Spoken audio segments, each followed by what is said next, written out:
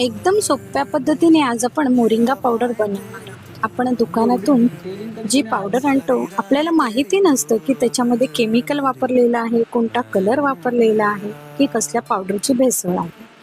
तर अगदी सोप्या पद्धतीने आपण इथे ही पावडर बनवणार आहोत. ही पावडर तुम्ही वर्षभर स्टोर करून ठेवू शकता.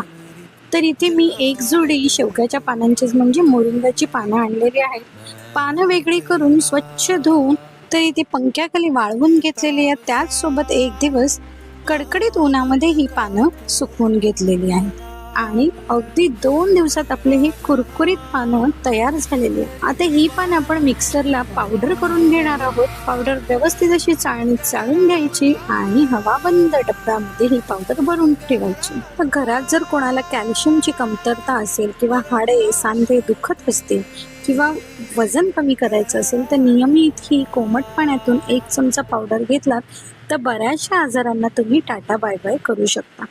यामध्ये अँटीऑक्सिडंट असल्यामुळे तुमचं मेटाबॉलिझम अगदी सुरळीत राहतं. त्याचबरोबर बऱ्याचशा आजारांना तुम्ही टाटा बाय बाय करू शकता. तर अशी केमिकल फ्री मोरिंगा पावडर नक्की घरी बनवून पहा आणि जास्तीत जास्त लोकांना ही व्हिडिओ शेअर करा. पुन्हा भेटू अशाच नवनवीन व्हिडिओ सहित.